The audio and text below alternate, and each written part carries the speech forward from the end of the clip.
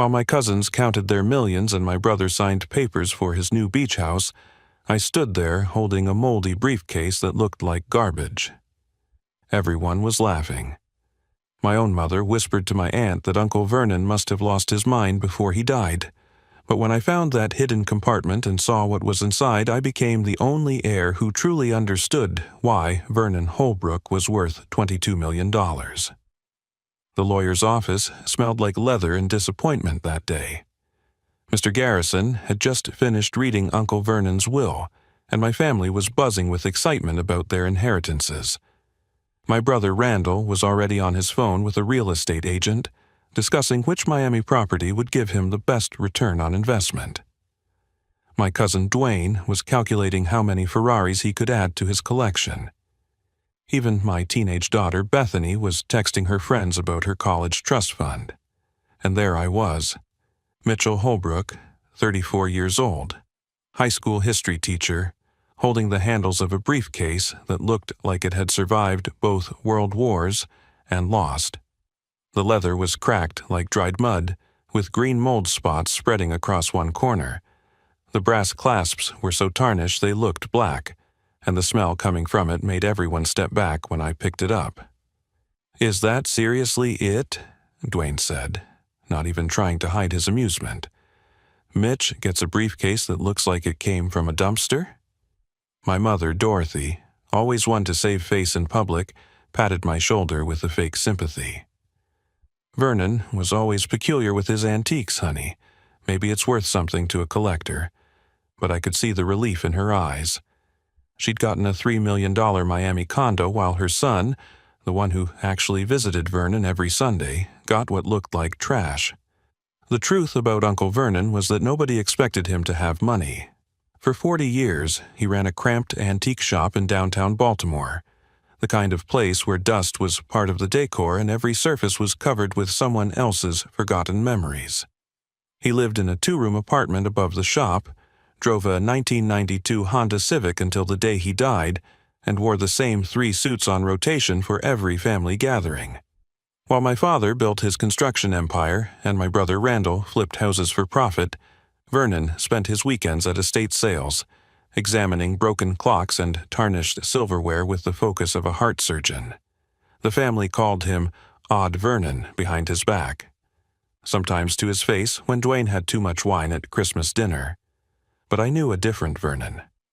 The uncle who taught me to play chess when I was 8. The man who showed me how to spot real silver from plated, how to date furniture by its joints and screws, how to see value where others saw junk. Every Sunday after church, while my family went to brunch at expensive restaurants, I brought Vernon coffee and a sandwich from Gino's Deli. We'd sit in his cluttered shop, and he'd tell me stories about the objects around us, the histories hidden in scratches and stains. 3 weeks before that day in the lawyer's office, Vernon had died of a heart attack. He was 71, working alone in his shop on a Tuesday morning. A customer found him slumped over his desk, magnifying glass still in his hand, examining what looked like a worthless pocket watch. The paramedics said he went quickly. No pain. At the funeral, the family gave half-hearted condolences. Randall complained about missing a showing for a waterfront property. Dwayne actually took a business call during the service. My mother cried, but I suspected it was more about appearances than grief. She and Vernon had barely spoken in 5 years, not since he refused to loan her money for a beach house renovation. So, when Mr. Garrison called about the will reading, everyone assumed Vernon had left behind maybe $50,000 if we were lucky, probably tied up in inventory nobody would want. Randall even joked on the drive over that we'd probably have to pay to have all that junk hauled away. Then Garrison dropped the bomb. Vernon Holbrook, the weird uncle who wore shoes held together with duct tape, had died worth $22 million. The room exploded. My mother actually screamed. Dwayne's face went from bored to electric in half a second. Randall dropped his phone. And in the middle of all that chaos, as Garrison read out the distributions, each more generous than the last, I sat there wondering how Vernon had hidden this from everyone. How had I missed it? All those Sundays, all those conversations, and he never gave a single hint. When Garrison read my name and mentioned only the briefcase, the room went so quiet I could hear the air conditioning humming. Everyone turned to stare at me, not with sympathy but with a kind of shocked amusement, like I was the punchline to Vernon's final joke. Uncle Vernon wasn't supposed to be rich. Growing up, he was the family joke. The weird uncle who bought old junk from estate sales and lived in a cramped apartment above his dusty antique shop in downtown Baltimore. While my father built his construction business from the ground up, and my brother Randall made his fortune flipping houses in gentrified neighborhoods, Vernon spent his weekends at flea markets and yard sales, examining worthless trinkets with a jeweler's loupe like they were precious gems. The shop itself was a maze of forgotten histories. Grandfather clocks that hadn't ticked in decades lined one wall. Display cases held tarnished silver, chipped china, and jewelry that had lost its shine 50 years ago. The smell of old wood and furniture polish was so thick you could taste it. Most people walked in, took one look around, and walked right back out. But Vernon never seemed to care about customers or sales. He cared about the objects themselves, running his fingers over carved wood like he was reading Braille, holding crystal glasses up to the light to see patterns nobody else noticed. I was 8 when I started visiting him regularly. My parents had divorced that year, and Sunday visits with Vernon became my escape from the tension at home. He taught me to play chess on a set he claimed once belonged to a Confederate general. "History isn't in books, Mitchell," he'd say, moving a carved ivory knight across the board. "It's in the things people leave behind. Every scratch tells a story. Every repair shows someone cared enough to fix rather than throw away." By the time I became a high school history teacher, visiting Vernon was as natural as breathing. Every Sunday after church, I'd stop at Gino's Deli for his usual order: black coffee, no sugar, and a turkey sandwich with extra mustard. We'd sit in his shop, surrounded by towers of acquisition forms and estate sale catalogs, and talk about everything and nothing. He'd show me his latest finds, usually bought for pennies at sales where grieving families just wanted everything gone. A music box that played a tune from the 1920s. A leather-bound ledger from a Baltimore business that closed during the Depression. A set of medical tools from a World War I field hospital. "People think I'm crazy," he told me once, polishing a brass compass with more care than most people showed their children. "Your mother certainly does. Randall thinks I'm wasting my life. But Mitchell, I'm the richest man I know. Not in money, but in stories. In connections to people who lived before us. The family treated Vernon like an obligation. At Christmas, he'd arrive in his ancient Honda Civic, wearing the same brown suit he'd worn since the 80s, carrying presents wrapped in newspaper because he thought wrapping paper was wasteful. The gifts were always odd. A Victorian letter opener for my mother, who hadn't written a physical letter in 20 years. An antique slide rule for Randall, who did all his calculations on his phone. A rusty Boy Scout compass for cousin Dwayne, who got lost using GPS. My mother, Dorothy, Vernon's younger sister by 10 years, was the worst. She'd grown up ashamed of their working-class roots, married my father for his ambition, and spent her life trying to forget she came from a family of dock workers and seamstresses. Vernon was a living reminder of everything she wanted to leave behind. At family dinners, she'd interrupt his stories about historical artifacts with talk about her latest vacation or Randall's newest property acquisition.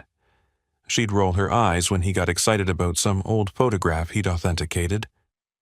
"Vernon never grew up," she'd tell me privately. 70 years old and still playing with old junk. "Thank God you became a teacher, Mitchell. At least you have a real job with benefits and a pension." The truth was, I made $48,000 a year teaching history to teenagers who cared more about TikTok than the Civil War. My wife, Gloria, worked as a nurse, and between us we barely managed the mortgage on our 3-bedroom house in Towson. Our son, Patrick, needed braces. Our daughter, Bethany, would start looking at colleges soon. Meanwhile, Randall drove a Mercedes and owned rental properties across Maryland. Dwayne sold luxury cars and lived in a house with a pool. Oh, even my mother, living off my late father's construction business sale, had enough for cruises and cosmetic procedures. But Vernon never seemed poor to me. He knew every antique dealer from Baltimore to Philadelphia. He could date a piece of furniture by the type of nails used. He spoke about artifacts like they were old friends. When other dealers needed authentication or historical context, they called Vernon. When the Baltimore Museum needed someone to verify the provenance of a donated collection, they asked Vernon. He was respected in his field, even if his field meant nothing to my family.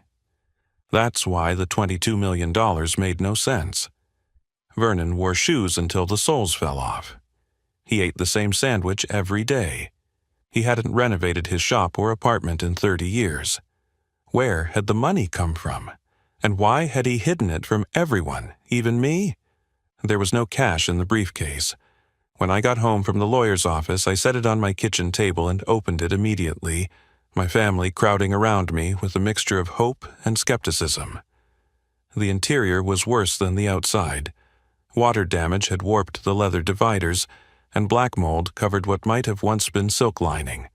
A stack of yellowed receipts from the 1940s crumbled when I touched them. The smell that escaped made my wife Gloria step back and open a window. "Maybe there's a hidden compartment," Patrick suggested, poking at the moldy fabric with a pencil. My 16-year-old son was trying to be helpful, but his face showed what everyone was thinking. This was garbage.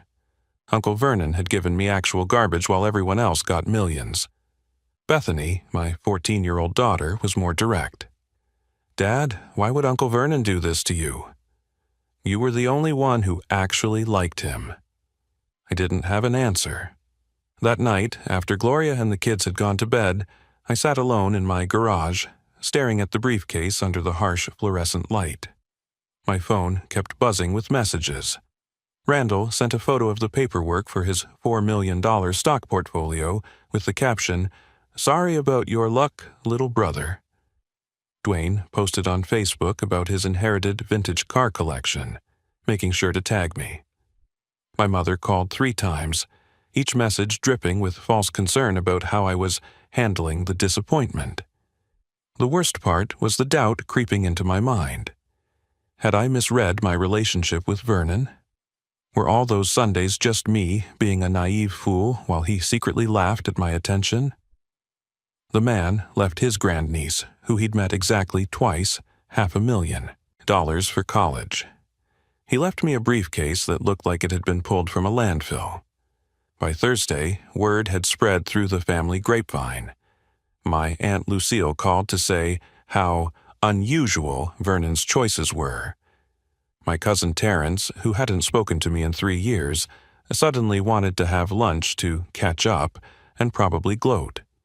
Even Patrick's girlfriend asked if it was true that I was the only heir who got nothing valuable. Gloria found me that Friday night in the garage again, this time with a garbage bag in my hand, ready to throw the briefcase away. The humiliation was eating at me. Every time I looked at it, I remembered the laughter in that lawyer's office, the barely hidden smirks, the relief in my mother's eyes that her son hadn't gotten any real money. "Mitchell, wait," Gloria said, taking the garbage bag from my hands. "This isn't like Vernon. Think about it. The man spent 50 years examining antiques. He knew the value of everything he touched. You think he didn't know this briefcase was worthless?" "Maybe that was the point," I said, slumping onto my workbench. Maybe he was angry that I was the only one who visited. Maybe this was his way of saying those visits meant nothing. Gloria picked up the briefcase, wrinkling her nose at the smell but examining it carefully. "The Vernon you described to me for 12 years wouldn't do that. The man who taught you about history, who saved every story, who cared about details everyone else missed, that man had a reason for everything. She was right, and I knew it. Vernon once spent 3 hours explaining to me why the placement of a single screw could date a piece of furniture to a specific decade. He wouldn't give me garbage without a reason, so I brought the briefcase back inside and really examined it for the first time, not as a disappointed heir but as Vernon's student. The briefcase was American-made, that much was clear from the brass hardware style. The leather, underneath all the damage, was high quality, hand-stitched. Inside, past the mold and decay, I could make out a manufacturer's stamp. H. Kaufman and Sons, Philadelphia, 1943. War-era manufacturing. I grabbed my laptop and searched for the company. They'd made specialty items for the military during World War II, including briefcases for intelligence officers. My heart started racing. Vernon had taught me that military items often had hidden compartments, especially intelligence equipment. I went back to the briefcase with better light and fresh eyes. The interior had a fabric lining, badly water-damaged and moldy. But as I ran my fingers along the edges, I noticed something Vernon would have spotted immediately. Near the back panel, the lining was thicker.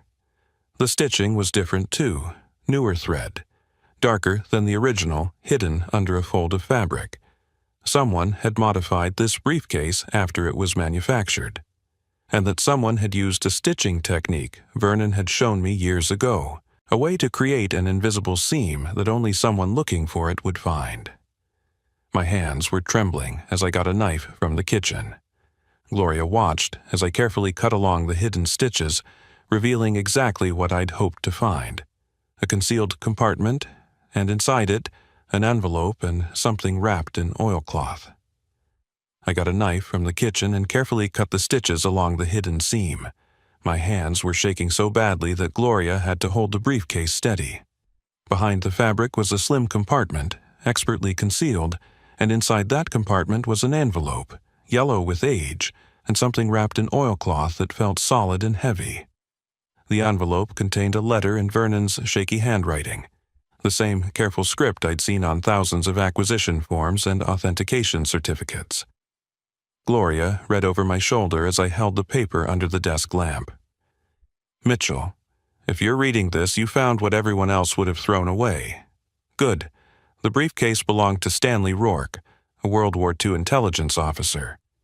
What you're holding is why I could retire a millionaire, and why I'm giving you something worth more than all the money I left the others. The key opens a safety deposit box in Bern, Switzerland. The account number is in the journal. Mr. Garrison doesn't know about this because it was never part of my estate. It belonged to the briefcase, and now the briefcase belongs to you. Remember what I taught you: the real treasure is never what's on the surface." I unwrapped the oilcloth with trembling fingers. Inside was a small leather journal, no bigger than a passport, and a brass key that looked freshly polished despite its age. The journal's first page had a single line written in different handwriting, precise and formal. Account 447-891, Schweizerische Nationalbank, Bern. Swiss National Bank. My mind was racing. Gloria grabbed my arm, her nurse's training kicking in as she checked my pulse. "Mitchell, breathe. You're hyperventilating." "This is a Swiss bank account from World War II, I said, my voice barely a whisper. "Vernon found this and never told anyone." The journal contained more information, pages of notes in Vernon's handwriting, documenting his research into Stanley Rourke, an intelligence officer stationed in Switzerland during the war. Died in 1946 in a car accident, no family, no heirs. His belongings were sold at an estate sale in Philadelphia in 1976, where Vernon bought this briefcase for $12. "We need to call the lawyer," Gloria said, already reaching for her phone. "This could be illegal. What if this is stolen money, Nazi gold or something?" She was right to be concerned. I'd taught enough history to know that Swiss banks from that era were complicated, morally and legally. But Vernon's notes were thorough. He'd researched Stanley Rourke extensively. The man had been part of a unit that recovered stolen artwork from Nazi collectors and returned it to rightful owners. His work was documented in military archives. He was one of the good guys. I called Mr. Garrison at his home number. It was nearly midnight, but this couldn't wait. He answered on the third ring, sounding irritated until I explained what I'd found. A Swiss account? His voice changed completely. Mr. Holbrook never mentioned any foreign holdings. This wasn't in any of his financial documents. Can you check if this is real? If it's legal for me to access it? Bring everything to my office first thing tomorrow. And Mitchell? Don't tell anyone else about this yet, not even family. I didn't sleep that night. Gloria and I sat at the kitchen table, reading through Vernon's journal by lamplight. He'd spent 5 years researching Stanley Rourke, tracking down military records, interviewing surviving members of his unit, even traveling to Switzerland in 1981 to verify the account existed. But he'd never accessed it. Not until 1995, when he withdrew a small portion to buy his building in Baltimore and start investing in the stock market. He turned stolen Nazi gold into something legitimate, Gloria said, shaking her head in amazement. He used blood money to build an honest fortune.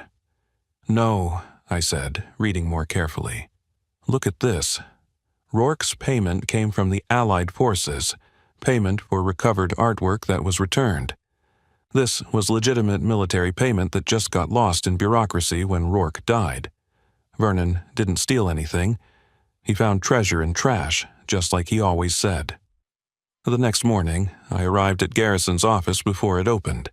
He spent 3 hours on international calls while I paced his waiting room. When he finally called me in, his face was pale. The account exists. It's been dormant since Vernon's withdrawal in 1995. The Swiss bank confirms you have legal claim as the owner of the physical key and account information. But Mitchell, you need to go to Switzerland personally. They won't discuss amounts over the phone, and the key must be presented in person. Is it legal? Can I access it without problems? Switzerland has agreements with the U.S. now about transparency. You'll have to declare everything to the IRS, pay taxes on it. But yes, it's legal. Vernon was clever. By putting this in the briefcase and not mentioning it in his will, it became part of the briefcase's contents, not part of his estate. You own it, free and clear. 2 weeks later, I stood in the marble lobby of the Swiss National Bank in Bern. The building was everything Vernon's antique shop wasn't. Pristine, modern, intimidating. The flight had cost me $3,000 I couldn't afford, charged to a credit card that was already near its limit. Gloria had insisted I go immediately before anyone in the family could find out and complicate things. The account manager, Mr. Brenner, was exactly what you'd expect from a Swiss banker. Immaculate suit, perfect English with a slight accent and an expression that revealed nothing. He examined my documents with microscopic attention, comparing signatures, checking the key's serial number against some ancient ledger, making phone calls in rapid German. "This is highly unusual," he finally said, setting down his gold-rimmed glasses. "This account has been dormant for nearly 80 years, with only one withdrawal in 1995. You understand, we must be absolutely certain of your legal claim." After 2 hours of verification, he led me to a private room with walls of dark wood and a portrait of someone important looking down disapprovingly. He left me alone for another 20 minutes, which felt like 20 hours. When he returned, he was carrying a metal box and a thick folder. "Mr. Holbrook, the account contains bearer bonds and a safety deposit box. The bonds alone, with interest accumulated since 1945, are worth approximately $14 million. The safety deposit box requires the physical key. $14 million. The words hit me like a physical force. I'd been teaching for 12 years and had never managed to save more than $5,000 at once. My hands trembled as I inserted Vernon's brass key into the safety deposit box lock. It turned smoothly, like it had been waiting for this moment. Inside the box were stacks of documents, photographs, and another letter, this one from Stanley Rourke himself, dated January 1946, 1 month before his death. The paper was crisp, preserved perfectly in the Swiss vault's climate-controlled environment. "To whoever finds this," Rourke's letter began, These bonds were payment for recovering stolen artwork from Nazi collectors operating in Switzerland. The artwork was successfully returned to Jewish families in France and Poland. My handlers were killed in the final days of the war before I could report the payment. Military intelligence was in chaos. Nobody knew this account existed. I plan to use it for intelligence operations after the war, but if you're reading this, I'm dead. The money has no owner. It belongs to history now. Use it to make history better. Beneath Rourke's letter was another note from Vernon, dated 1995, when he'd made his only withdrawal. Mitchell, I knew even then, when you were just 11 years old, that you would be the one to receive this. You were the only one in our family who understood that value isn't always visible. Your mother and brother chase money they can see, but you sat with me for hours, learning about maker's marks and wood grain patterns, understanding that a story can be worth more than gold. I used $2 million from this account to build my fortune, investing carefully, living modestly, watching it grow. The rest I left here for you, not because you're family, but because you're a teacher. You shape minds, you make sure history isn't forgotten. The family will know soon enough. Swiss banks report to U.S. authorities now. What matters is what you do next. Your brother will try to claim you owe him because he's family. Your mother will guilt you because she's getting older. Dwayne will probably threaten to sue. Let them. The briefcase was legally yours, and everything in it belongs to you. I made sure of that. But here's what I really want you to understand. I didn't give the others money and give you a test. I gave them money because money was all they'd understand from me. I gave you a choice. You could have thrown the briefcase away, most people would have, but you looked deeper, just like I taught you. That's why you deserve this. Mr. Brenner returned with forms for me to sign, explanations about tax obligations, procedures for transferring funds, but I wasn't really listening. I was thinking about Vernon, about all those Sundays in his shop, about the way he'd hold up some tarnished piece of silver and say, "Look closer, Mitchell. The treasure is always there for those who know how to see it." I thought about my family, already spending their inheritances. Randall had bought another rental property. My mother had booked a world cruise. Dwayne had posted pictures of his new Lamborghini. They'd gotten exactly what they wanted from Vernon, cash they could count. But Vernon had given me something more. He'd given me a puzzle that only I could solve, a test that only I could pass. He'd bet $14 million that I'd remember his lessons, that I'd look past the mold and decay to find what was hidden beneath. The flight home felt like a dream. I kept touching my jacket pocket where I'd placed the transfer documents, making sure they were real. $14 million would be wired to my U.S. account after the IRS took their share. Even after taxes, I'd have more money than my entire family combined. Gloria met me at the airport, and I told her everything in the car. She pulled over on Route 695, right there on the shoulder with trucks roaring past, and we both cried. Vernon knew exactly what he was doing, she said, mascara running down her cheeks. He didn't just leave you money. He left you proof that you were the only one who really saw him. The family meeting the next week was explosive. I'd invited everyone to my house, the same modest 3-bedroom that Randall had mocked so many times for having outdated kitchen cabinets and a single-car garage. My mother arrived first, wearing new jewelry from her inheritance. Then Randall with his latest girlfriend, a real estate agent half his age. Dwayne rolled up in his new Lamborghini, revving the engine twice before shutting it off. They assumed I was going to ask for money. Randall even started his speech before I could talk. "Mitch, we can't redistribute the will. It was Vernon's choice to give you that briefcase. But maybe I could help you invest if you're struggling." "You're right," I said, standing in my living room where the ugly briefcase sat prominently on the coffee table. It was Vernon's choice. And that briefcase contained information about a dormant Swiss bank account worth $14 million after taxes. The silence was beautiful. Dwayne's smug expression crumbled, My mother's mouth opened and closed without sound. Randall's girlfriend asked if I was joking. When I showed them the bank documents, Randall actually had to sit down. "But here's what Uncle Vernon taught me," I continued. "He said people throw away treasures because they can't see past the surface.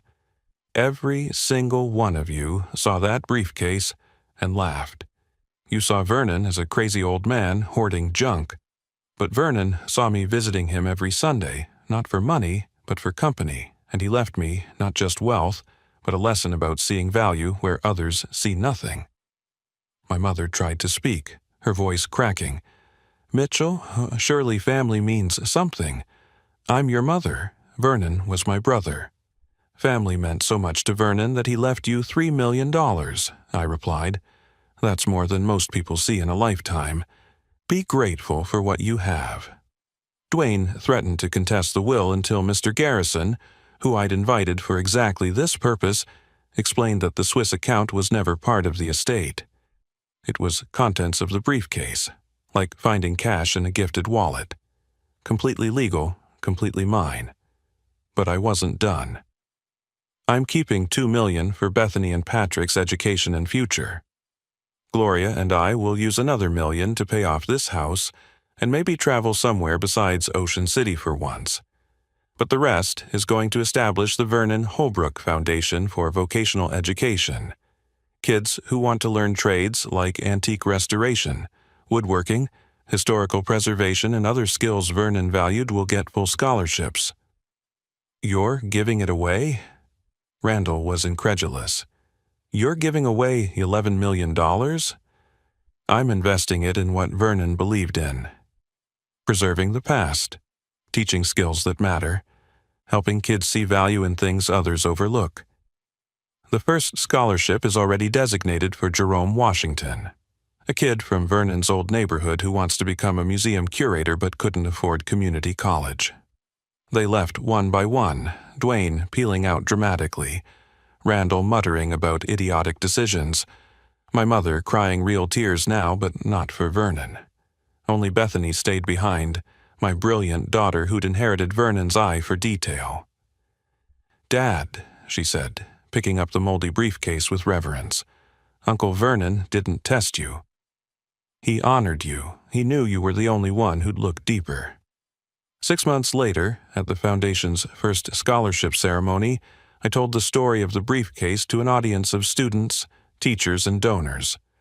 I brought the actual briefcase, still moldy, still ugly, and displayed it on the podium. Vernon Holbrook taught me that history lives in objects, in the things people leave behind. This briefcase was nearly thrown away as garbage. How many treasures do we discard because we can't see past the surface? How many people do we overlook because they don't look valuable? Vernon saw value in everything and everyone. That's his real legacy. The briefcase now sits in my home office, in a climate-controlled display case that cost more than my first car. Patrick's friends always ask why I keep such an ugly thing in such an expensive case. I tell them what Vernon told me. The real treasure is never what's on the surface. You just have to know how to look deeper. And every Sunday I visit Vernon's grave with flowers and coffee from Gino's Deli. I tell him about the scholarship recipients, about their dreams, about the antique shops and museums they'll open, the histories they'll preserve. Sometimes I swear I can hear him saying, "Good job, Mitchell. You finally learned the most important lesson. The real inheritance was never about the money." The family barely speaks to me now, except at Christmas when they need to keep up appearances. But I'm okay with that. Vernon taught me that just because something looks valuable doesn't mean it has worth. And just because something looks worthless doesn't mean it isn't the greatest treasure you'll ever find. If this story touched your heart or reminded you of someone who saw value in you when others didn't, please share it with someone who needs to hear it today. Drop a comment below about a time when you found treasure where others saw trash, or when someone believed in you when no one else did. And if you want more stories about life's unexpected turns and hidden lessons, make sure to subscribe to our channel and hit that notification bell. because sometimes the best stories are the ones hiding in plain sight, just waiting for someone to look a little deeper.